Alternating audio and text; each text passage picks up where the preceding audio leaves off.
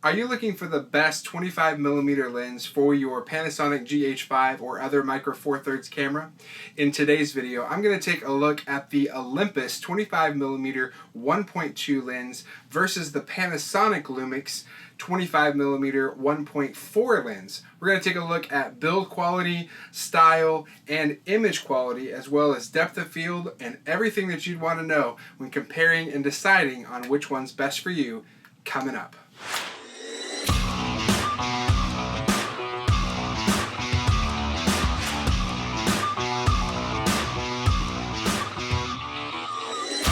What's up, guys? Thanks so much for stopping by the channel today. My name's Timothy, and on this channel I focus on tech tools and tutorials to help you create the best content you can for your YouTube channels and your productions. So if you're new, consider subscribing and sticking around. And hey, at any time during this video, be sure to check out the links in the description below to go straight to Amazon and B&H Photo, read other reviews for yourself, and check out additional specs on these fantastic lenses. So just a few weeks ago, I made a video that I'm going to link right here on the screen for a review that I actually did of 7 different lenses paired with my new Panasonic GH5. I would encourage you to watch that video and check out the comparison I did of all kinds of different focal lengths, but I wanted to come back and visit this focal length specifically. When we're talking about a 35mm equivalent, then the 25mm lenses for the micro four thirds sensors are actually the 50mm lenses. So with that 2 times crop factor of a micro four thirds, a 25mm lens becomes a 50mm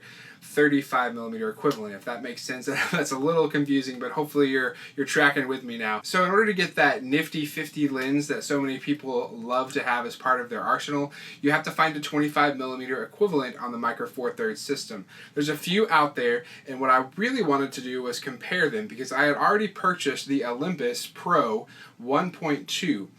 This has been a really fantastic lens for me, and I have really enjoyed it. It's got an incredible build quality. We'll talk about that in a second. But I was so impressed with the Lumix Summilux 12mm that I bought. It was fantastic, and in my video comparing 7 different lenses, it was by far my favorite in build quality and image quality. So I thought, if they did that so well, what does the Summilux 25mm look like? So I went over to Amazon and picked one up, and I am really impressed once again. So let's talk about size, build, and feel first, just really quick before we get into image quality and the test that I've got. The Olympus, definitely bigger. It's much heavier, really solid. It feels, you know, just really well made, really nice glass, but it is certainly pretty heavy. One thing that it has is an L function button on the side that works with Olympus cameras, but it doesn't do anything for if you're using it with a Panasonic camera or the GH5 like I'm using. So you do have an extra function button here, but for me, it's not usable. The other thing is, if you are wanting to use manual focus on this lens, you'll notice there's no switches on it. And in order to enable that, you actually have to pull this ring back, and then you can focus the lens just like that. So really, just to go from autofocus to manual focus, you just slide this back and forth. Although that's really clever, and I do like how it shows the focal length distances on the lens, I have more often than not accidentally knocked this into manual focus when I am trying to you know, frame up something and just get a quick shutter autofocus system. I'm usually like, oh man, I put it in manual focus and I didn't even realize it. Or I'm in manual focus and I've slid it forward and I'm spinning and it's not focusing and I can't figure out why, and it's because I've accidentally bumped this, because it's so easy to move back and forth. Even though it's got a nice solid click there, it moves incredibly easy. So I think that's one of the faults for the Olympus. Although it's a benefit as well to have such a nice focus ring, but just the feature of the clicking in and out, I just didn't like it as much. So that is one thing about this. It is weather sealed, so that's a good thing as well. And really, the big differentiator is that it is a 1.2 aperture. So that versus the smaller Panasonic, this Summilux lens is a 1.4. So you get 1 stop more of light from this Olympus lens. Does that make a difference? Yes, obviously, I mean, it's going to let in more light, right? And you're going to get a better depth of field. But the trade-off is obviously size and price. Okay, so let's take a look at the Panasonic real quick. This is the Lumix, like I said, the Summilux version of the Leica lens. It's an f1.4, really small. Not the same build quality as the 12mm lens. I definitely feel like this is light. It's obviously lighter, it's smaller, but I feel like it's a little bit more plasticky than the Summilux 12mm. The 12mm is like a beast. It's like a tank. I mean, it is metal. It's beautiful. This is a nice feel, but it is definitely more of a plasticky build.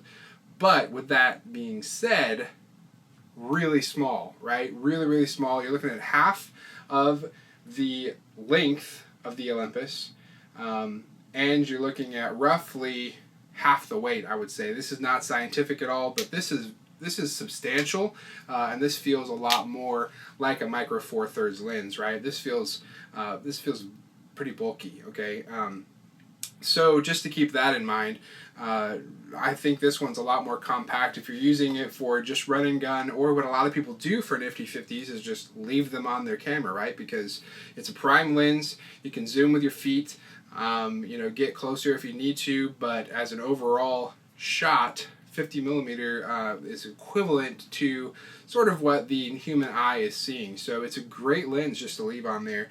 And to have such a fast lens at f1.4 in this case, to be in this size factor, I think it's fantastic. So let's look at some of the image quality that I've shot. So what I've done here is shot some flowers and a little bit of scenery, just to show you, how it does up close with separation of that background, and I think it does really well. I think the minimum focal lengths of these are very similar, so you're not going to have any sort of advantage to either one as far as macro focusing, but really great colors in both. So let's take a look at those and then we'll go from there.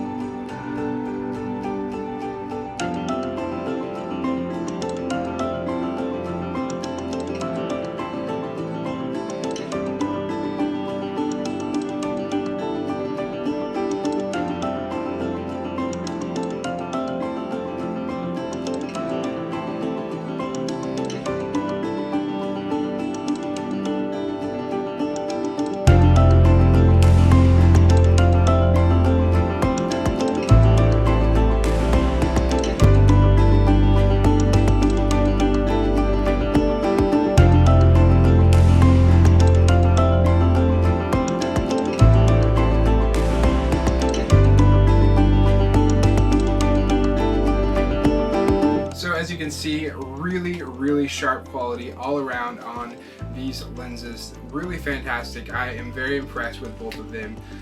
I wanted to also show you how the background is separated when you are in an interview kind of setting.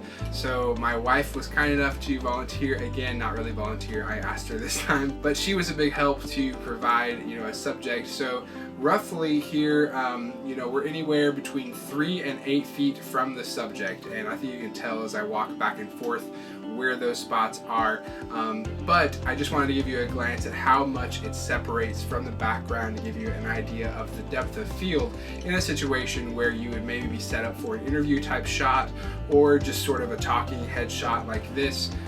Really nice separation from them. So take a look at this footage.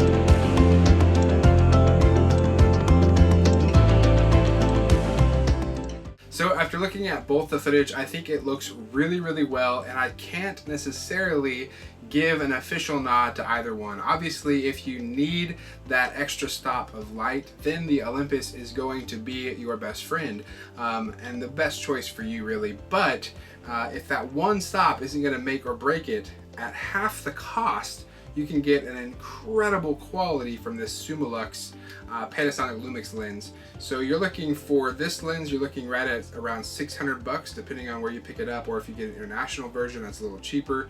For this Olympus Pro lens, you're looking at around $1,200. So literally double the price, double the size. I'm gonna give the nod to the Olympus for the build quality. It just feels superior, feels better in the hand.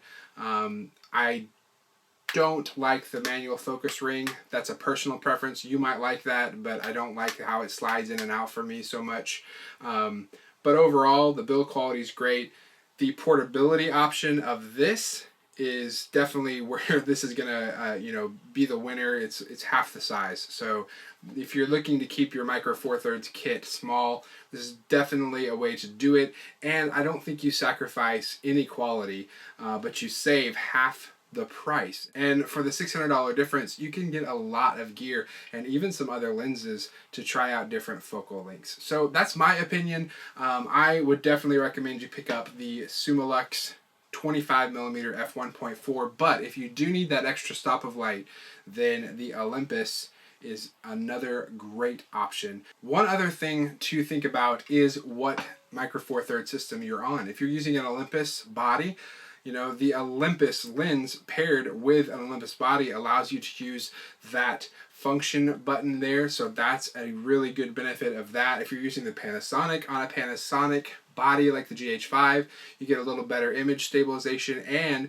you get a better focusing system because they just work together more efficiently. Like any native lens to a native camera, if you keep them within the same family, they're gonna just inherently work ever so slightly better. So again, for me, I like this Leica Summilux a lot.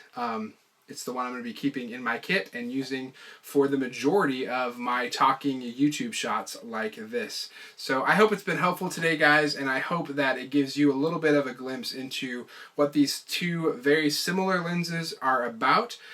Maybe how you could save a few bucks and pick up something of equally great quality, or if you really need that extra light, then you've got an awesome option in this Olympus as well. So links in the description below if you'd like to pick one of these up today or anytime in the future. They are a free way to support the channel. If you order from Amazon or B&H Photo and use the links in the description below, I would be hugely grateful. So that's going to do it for me today, guys. I hope it's been helpful. As always, I hope you have a fantastic day, and I'll see you in the next video.